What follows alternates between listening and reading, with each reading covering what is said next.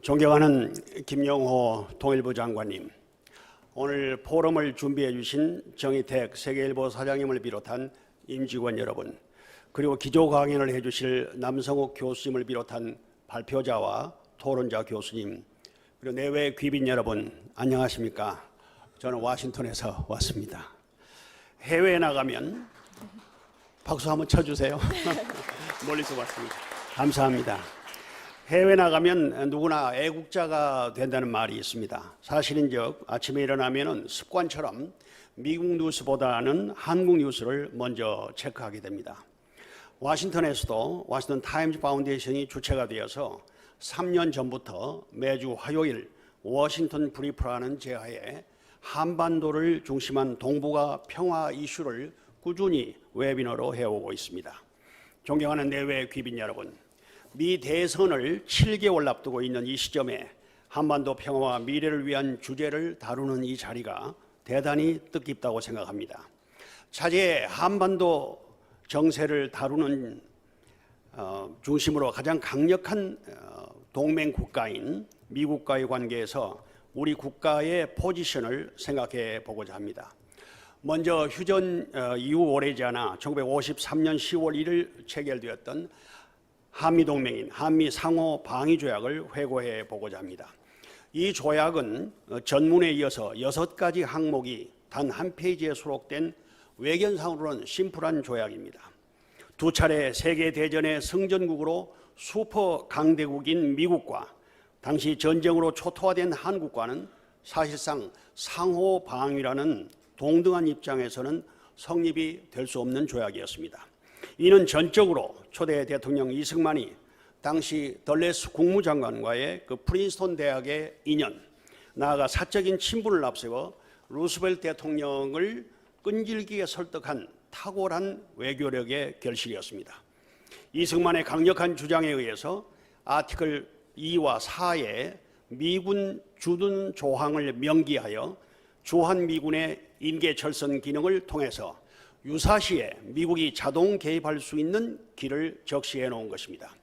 지난 70년간 이 조약이 우리의 안보 우산이 되어 주었습니다. 그러나 언제까지나 미국만을 의존할 수 없는 냉혹한 국제정치가 주변 핵무장국가들을 중심으로 우리를 압박하며 둘러싸고 있습니다. 다가오는 11월 선거에서 트럼프 후보가 다시 백악관을 차지하는 경우에 최근 남한을 적대적 국가로 규정하고 투 스테이트를 주장하는 북측과 직접 딜할 가능성이 있으며 일본의 기시다 정권도 북측과의 정상회담을 통해서 이미 공론화하고 있습니다. 자칫하면 휴전 이후 가장 강력하게 강대강 대척 상태에 있는 우리 대한민국이 도외시 될 수 있는 형국이 우리 눈앞에서 전개되고 있습니다.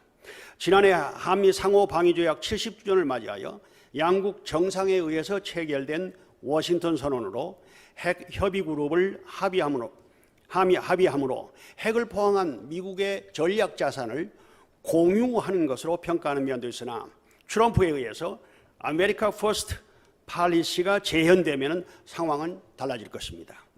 튼튼한 한미동맹을 바탕으로 북핵에 대한 확장 억제를 강화하고 있긴 하지만 언제까지나 우리의 안보를 태평양 건너 지휘본부가 있는 미국에 의존할 수만은 없습니다. 아울러 미국 스스로가 최근 우크라이나와 중동에서 보듯이 2개 혹은 3개의 전쟁을 동시에 막후해서 주도할 수는 없을 것입니다. 최근 미국 내 여론도 한국에서 다시 전쟁이 발발하는 경우에 병력을 지원해야 한다는 여론이 50%로 그 지지율은 점점 낮아지고 있습니다. 그래서 최근 우리 국민 70% 이상의 여론이 핵무장을 긍정적으로 지지하는 것에 주목할 필요가 있는 시점입니다. 사실상 오늘의 대한민국의 상황은 NPT 조항 10조에 있는 그 현격한 위협, 즉 extraordinary event라고 할 말로 표현이 되어 있습니다. 그 컨디션에 필요하고도 충분한 조건입니다. 지금 이스라엘은 가자 지역의 하마스와 시리아 쪽의 헤즈볼라와 싸우면서도 인구는 10배, 국토면적은 75배나 되는 이란을 과감하게 공격적 방어로 제압하여 가고 있습니다. 단군 이후에 가장 강력한 국가 경쟁력을 가진 우리 조국은 통일 이후 10년 이내에 G4에 진입할 수 있을 것이라는 연구 보고서가 결코 과장이 아닐 것입니다. 우리는 다음 세대인 MZ세대에 희망을 주는 강한 대한민국을 만들어 나가야 할 것입니다. 감사합니다. 존경하는 내외 귀빈 여러분, 지구상에 유일하게 냉전의 사물로 남아있는 남북 분단을 청산하고 통일된 조국을 이루어야 할 과업은 이 시대를 호흡하고 있는 우리 모두에게 주어진 엄숙한 숙명입니다. 윤 대통령께서 일부 굴욕적 외교라는 비판을 받으면서도 파기되어 버렸던 일본과의 지소미아를 전격적으로 재가동시킨 것은 위대한 결단이었습니다. 아울러 깊게 불신이 드리워졌던 한미 관계를 급진적으로 정상화시켜 한미일 동맹을 결속한 것은 국가 통수권자로서 용기 있는 정책이었습니다.